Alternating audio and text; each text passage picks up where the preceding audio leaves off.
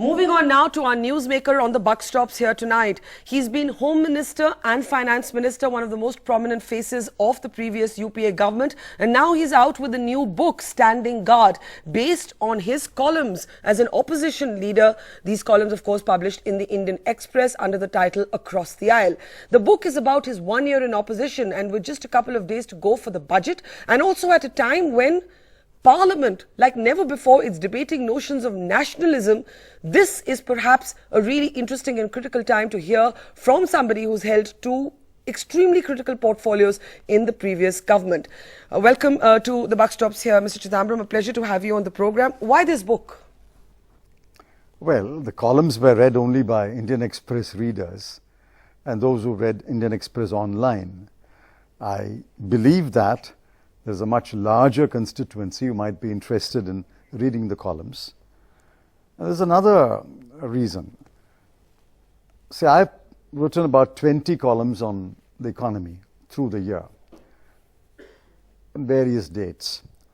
When you put the 20 columns together in one section and read it in chronological order, even if I say it, at the risk of being immodest, I think that gives an idea of how the economy has been managed through 2015.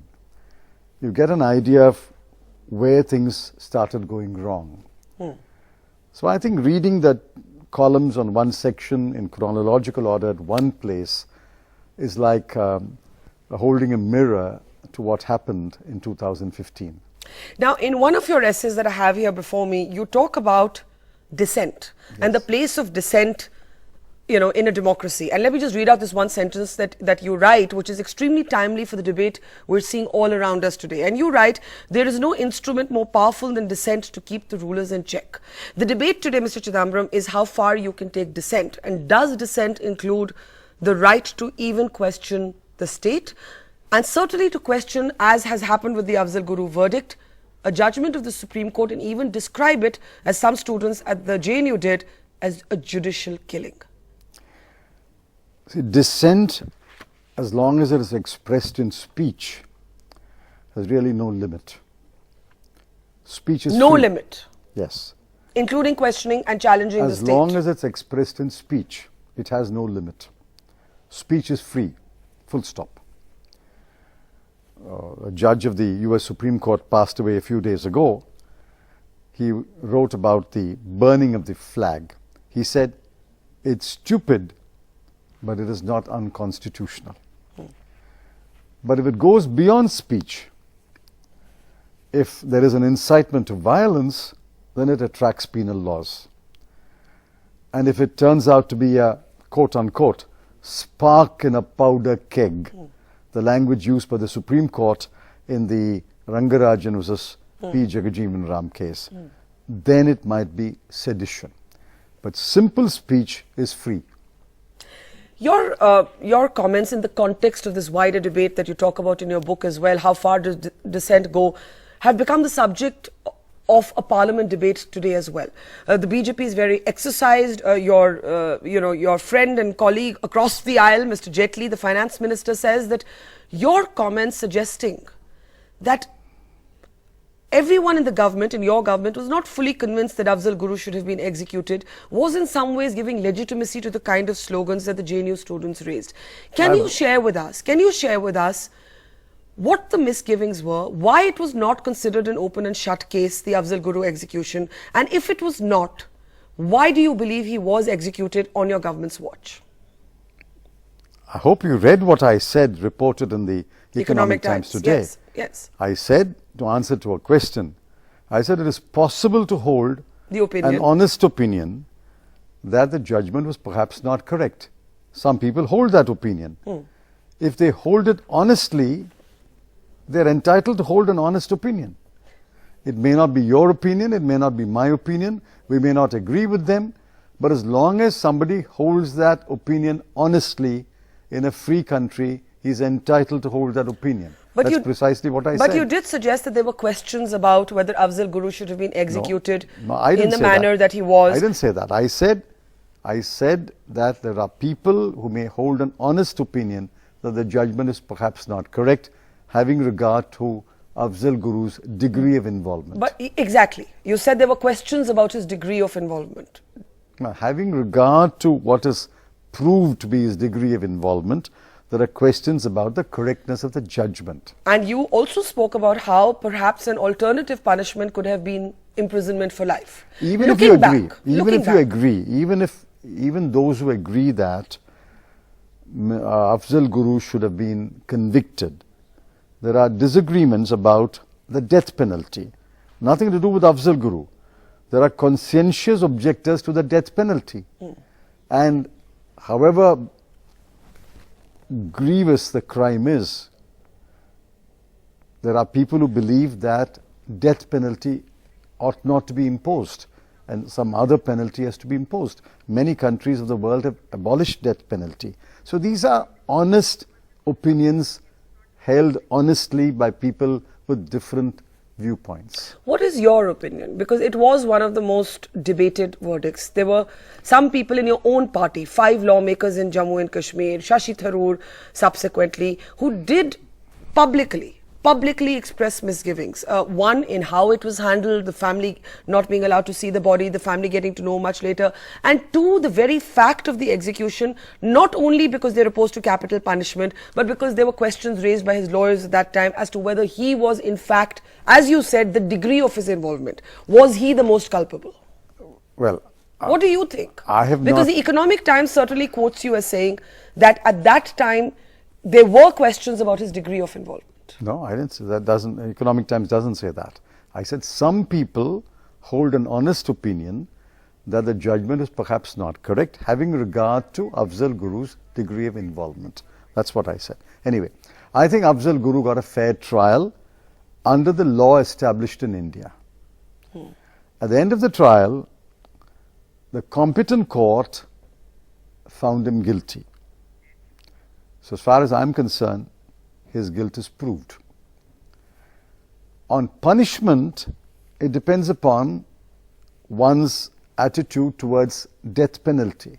But haven't you said, let me read it out to you, that there are grave doubts about the extent of his involvement? There have been grave doubts about the extent of his involvement. I didn't say I have grave doubts. I said some people hold an honest opinion about the degree of his involvement. So looking back, do you have doubts? Do you believe that your government did the correct thing with that execution? No, the government had no choice in the matter, because the death penalty had been imposed by the Supreme Court. The government cannot second guess the Supreme Court. After the Supreme Court imposed a death penalty, the only recourse is the mercy petition.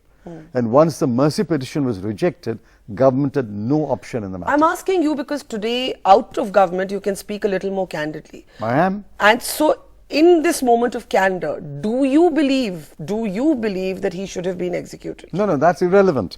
I'm not the judge. The judge found him guilty. The judges found that he deserved the death punishment. His mercy petition was rejected. Each one was done by a competent authority. The government had no option in the matter. You're saying the government had no say, but as a citizen, what do you think? As a citizen, well, I'm a conscientious objector to the death penalty. But as Home Minister, there have been 3 or 4 cases where I had to advise rejection of the mercy petition, because I'm doing my constitutional duty as a minister. So as a citizen, you oppose Afzal Guru's execution because you would oppose anybody's execution. Penalty. That is why in most cases, I recommended life imprisonment for the rest of the person's natural life without parole. And in most cases, that was accepted. Now, you know, you wrote in one of your more recent columns, we are all anti-national, and you spoke out against the sedition charge that's been slapped against the students of JNU. An outrageous charge. You call it outrageous? Of course. What strikes you as outrageous? Because it is not sedition. Somebody must read section 124 capital A and how it has been interpreted by the Supreme Court. It is not the literal words in section 124A. It is the meaning of those words. And the meaning has been laid down by the Supreme Court in a series of judgments, the last of them being the judgment where they use the phrase, unless there is a spark in a powder keg. Now, there has been a dispute over the videos that have been carried by some channels. At least one video we know to have been doctored. Shameful. Shameful. I agree with you. Absolutely shameful. However, what is not in dispute is that there was an event organized, that the pamphlets of that event, based on a poem by a Kashmiri poet, Agha Shahid, question the execution and call it a judicial killing. Does this phrase judicial killing, do slogans that were raised, maybe not by these students, but by others, Har Ghar Se Afzal Niklega, Azadi for Kashmir and so on, you are saying because they are words alone, they do not amount to sedition, which you believe is an outrageous charge? Those words, those slogans, if they were uttered, were unacceptable, stupid, but not sedition. Even Bharat Ki Barbadi? I'm not saying the students who've been picked up were responsible for those slogans, but whoever did. Slogans of Azadi, Zindabad, Murdabad are heard every day in the Kashmir Valley. Khalistan is heard every other day in Punjab. There were guys in Tamil Nadu who raised a toast to the killers of Rajiv Gandhi. The government set them free. All of that is unacceptable. All of that is stupid. All of that may be punishable under some law if it crosses certain limits, but it is not sedition. Ask any lawyer familiar with the law on sedition and he will tell you it is not sedition. Let me ask you how you would have handled it if you were Home Minister today. And I ask you this because if you read far back enough, there was a difficult time for you as Home Minister when our Jawans were massacred in Dantewada. On a visit to JNU, you were questioned quite ferociously by young students. There are even reports that at the time black flags were shown, Correct. that there were even those who were not even willing to mourn the soldiers who had died in Dantewada. Is it true that at this moment you invited some of these protesters over for a cup of tea? What happened exactly? I accepted an invitation to go to JNU and address the students. After this Dantewada massacre? And it was a packed hall. Yes, there were some black flags, some slogans.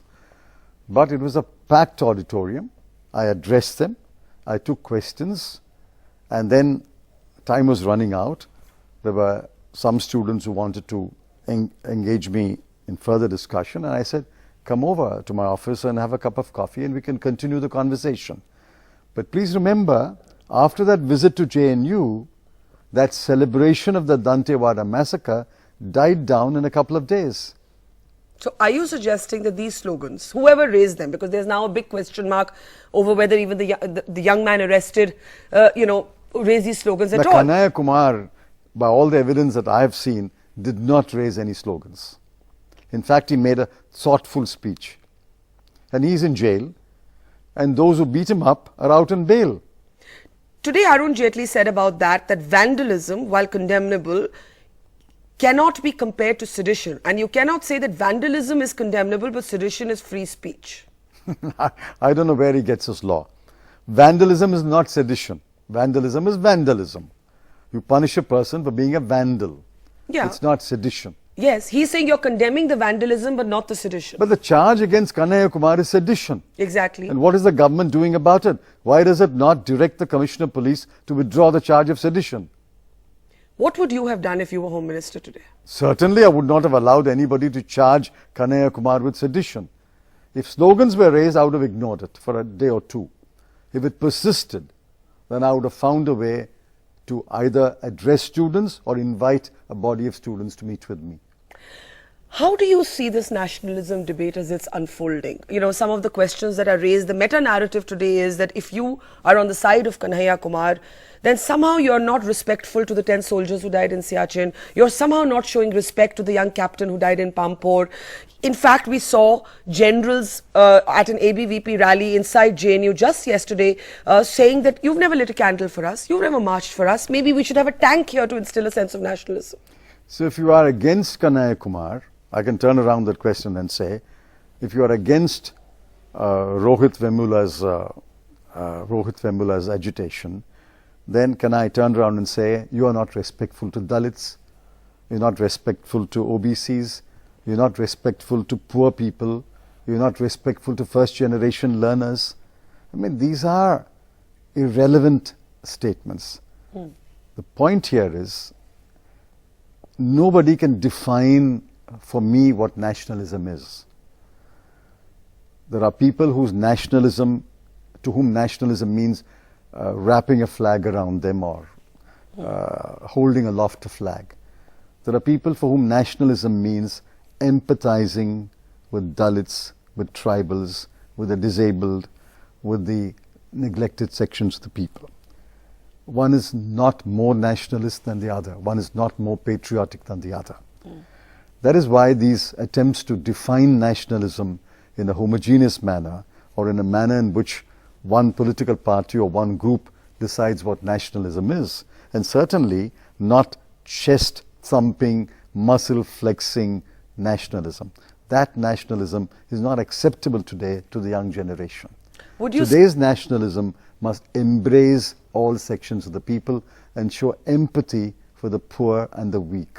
You know, you wrote a column on how Rohit's suicide has become like no one killed Jessica. Nobody is going to be held accountable. Even there, the construct of nationalism was actually woven into the conversation. And today in Parliament, Arun Jaitley, talking about it, said that, you know, you can't put up a photograph of Yaqub Memon and then say you're speaking on behalf of Ambedkar, because there was a charge that some of these students were, again, it's similar, the parallels, were objecting to the execution of a Yaqub Memon. Again, you are mixing up two things. No, I'm quoting him. I'm not mixing it up. I'm quoting him. Rohit Vemula was protesting against death penalty. He picked up cases where death penalty had been imposed recently. The objection was to death penalty. The Yaqub Memon or any other name was only an illustration to show how death penalty has to be opposed. If Yaqub Memon is guilty, punish him. But what he says is he cannot accept death penalty. Now, there are millions of people in the world who don't accept death penalty. They are no less nationalist, no less patriotic, no less law-abiding than others. Do you look back at your years in government and wish you had done something to amend or maybe even scrap the sedition law? Because there was a cartoonist, I remember, Asim Trivedi, who was put away for sedition when, I think, in Maharashtra. So, you know, this happened when the UPA was in the centre. UPA can't be held responsible for all that happens in 25 states. Do you believe the law should go? All I know is I can't recall any case when I was Home Minister where a central agency charged anyone with sedition for making a speech. I don't know. I can't recall one. If you remind me of one, I'm willing to.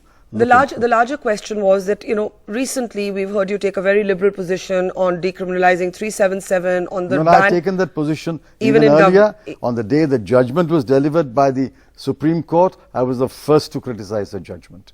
Yes. And I'm no less nationalist for criticizing that judgment. And I didn't commit sedition for criticizing that judgment. Do you believe the sedition law needs to either go or be amended? No. I think the sedition law has been explained by the Supreme Court in more than one judgment. I think Mr. Shashi Tharoor is moving a bill to change the language of the law to reflect the meaning of the law. I think if the language of the law has to be amended to reflect the true meaning of the law, I would welcome it. But the law is the law declared by the Supreme Court, not the literal words in 124A. The position that has been taken by you and by some other members of the Congress, as we saw unfold in the Parliament debate on this sedition business and the Afzal Guru debate, has given the BJP the opportunity to bring back a familiar charge, which is that the Congress and people like yourselves are soft on terrorism. And most recently, they have got an opportunity to do that after the Headley testimony. When Headley testifies to overhearing a conversation between Muzammil Bhatt and Zakir Rahman Lakhvi about Ishrat Jehan being an LET operative. Then your former NSA MK Narayanan, writing in The Hindu, says the same. Now GK Pillai, talking on another channel, talks about how the affidavit under your ministry was actually altered. Affidavit 1 referred to Ishrat as an LET operative, which was not seen by you. I remember reporting this story. And affidavit 2, presumably seen by you, removes that reference. MK Narayanan, NSA says she's Lashkar. GK Pillai says the reference was removed at a political level. Headley says she was an LET operative. How do you, Mr. Chidambaram, then react to the opposition charge that this was political interference to try and basically embarrass the Modi government? No, I think several issues are being mixed up here. The original affidavit did say that A, B, C, D were terrorists. But the IB's position was, we don't name or charge anyone as a terrorist. We provide intelligence. Intelligence is not proof. It is for the investigating agency and the prosecuting agency to pick up our intelligence, gather evidence and prove that a person is a terrorist. The first affidavit was misinterpreted By to whom? mean, misinterpreted by the agencies in Gujarat and by the court also, to mean that IB had in fact charged A, B and C, D as terrorists. So it was the IB which said, that is not our intent. We don't charge anyone, we just provide intelligence. Therefore, the second affidavit had to be filed to clarify. Please read the second affidavit. It clarifies that IB only provides intelligence. That is not proof. It is for the investigating agency and the prosecuting agency to pick up the intelligence, gather proof and prove whether a person is a terrorist or not. I think the second affidavit correctly stated the IB's actual position. How do you see the Headley testimony? How do you see the NSA describing her as someone he believes was a Lashkar operative? And now you have a similar suggestion coming from the Home Secretary. Why then did your party take the position that she was innocent? No. My party did not take the position that she was innocent or guilty. My party simply said you cannot charge anyone as being a terrorist without evidence. That was the one level. The more important level is, even if she was a terrorist, even if she had links with LET or any other terrorist organization, nobody can be killed in a fake encounter. The charge of my party was, based on whatever information we had at that time, that they were killed in a fake encounter, that they had already been in custody, they were taken out of a farmhouse and shot dead. That was the charge. So the real issue is, were they killed in a fake encounter? Even a terrorist cannot be killed in a fake encounter. A terrorist must be produced before a court and tried and found guilty. Now, because I remember reporting this story, I do remember that the first affidavit that named her as a terrorist was not seen by you as Home Minister. And that was not the position of the IB either. But that's not what Rajinder Kumar is saying today. Well, affidavit had been poorly drafted. Nobody in the IB will own up to the fact that they charged anyone as being a terrorist. Their stand is, and that's the correct stand, IB only provides intelligence to the state police. Do you therefore own your decision to have, I assume it was your decision, because you didn't see the first affidavit, you saw the second. I was a minister. To remove the reference. I was a minister. There were from others the first involved. affidavit. There were others involved in that decision, but obviously I own that decision because I was a minister at that time. So you own the decision to... But others can't disown it either. Who are the others? Well, there were officials. They can't disown it either. You mean the Home Secretary of that time, GK Pillai, was also part of that decision, who has made a different allegation now? Well, I don't know what he said. The relevant officials are also part of that decision. But of course, since I'm the minister, I was a minister, I own that decision. The decision to remove Ishrat's name as a terrorist from the first affidavit to the second affidavit. The decision to clarify the earlier affidavit to say IB only provides intelligence and it is for the investigating and prosecuting agency to gather evidence and prove whether a person is a terrorist or not. Does the Headley testimony at all change your mind? No, Headley's testimony was known to us because our teams had gone and interrogated him. In fact, there's a scholar of who has studied the whole thing, who gave an interview saying Headley is perhaps a psychopath. He's perhaps embellished his testimony in the cross-examination that he underwent a few days ago. Headley is known to be a duplicitous agent. Perhaps he was even a double agent. So nothing that Headley said now surprised me because much of it was known even then. Let me shift gear here and look ahead at the budget. You have made an interesting observation in your book that since liberalization, the only finance minister to enjoy an absolute majority and therefore have the space to do something big is Mr. Jaitley. Well, that's right. What do you expect and what would be your advice to him ahead of the budget? Well, my advice won't be taken, so why should I give advice? But I think a government with 282 on its own and about 335 with its allies must be more sure-footed, must be more confident, and must push through bold structural reforms. You have taken the argument, contrary to the chief economic advisors, that one cannot take your eye off the fiscal deficit. Yes. There is one view that the government needs to spend more because the private sector isn't spending. You need stimulus in the market. Do you disagree with Arvind Subramaniam's assessment? Absolutely. Because? Because they made a mistake in allowing themselves an additional borrowing of 0.3% this year. They claim to have used the money for public investment. That public investment is not crowded in private investment. The way to fund capital expenditure is through tax revenues, non-tax revenues, and tapping the savings of foreigners, which is FDI. The way to fund capital expenditure is not through borrowing. Borrowing and spending is the cause of was the cause of India's financial problems. If that was the cause of India's financial problems over the years, how can that be a cure for today's problems? Borrowing and spending is not the problem, not the solution. On GST, the fact is that apart from the 1% cess on which Arvind Subramaniam and you are on the same page. No, we are on the same page on other issues but too. he said this to me in an interview, that you cannot have this 18% rate put in the constitution. But he is not a lawyer. He is not aware of the constitutional provision. There is a constitutional provision already which puts a cap on professional tax. There is a precedent. Therefore, putting a cap on GST is not unprecedented. So that argument fails. Secondly, the government's bill, this very bill, in one part mentions a rate, 1%. If you can mention the 1% rate in a constitution amendment bill, why can't you mention the 18% rate in another part of the bill? And that remains a non-negotiable position of the Congress. I don't know that. I'm not the decision-making group in the parliamentary party. They will take the decision. My task is to look at issues, analyze them objectively, and state a reasonable view. A last question. You speak about how you were very impressed with Mr. Modi's oratory during the campaign of 2014, where you believed he campaigned like a prime minister, and then you say in Bihar he actually campaigned like a candidate. I think that's the line you use. Then you speak about what you call the silence of the prime minister. The prime minister would argue that that the previous prime minister did not respond or speak up on most issues either.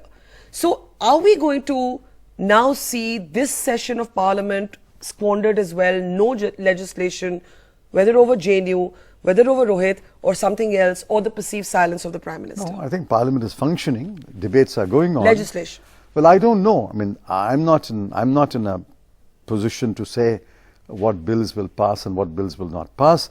That decision, I believe, is taken by the parliamentary leadership of various parties. Since I'm not there, I can't say. Well, we'll leave it there. We hope you keep writing. It's an interesting new avatar. And I must say, I much prefer being back to my role of interviewer rather than being interviewed by you. Well, I thought we were going to resume where we left off in Mumbai. No, this is much more a comfort zone. Thank you so much, Mr. Chidambaram. Pleasure having you on the program. Thank you.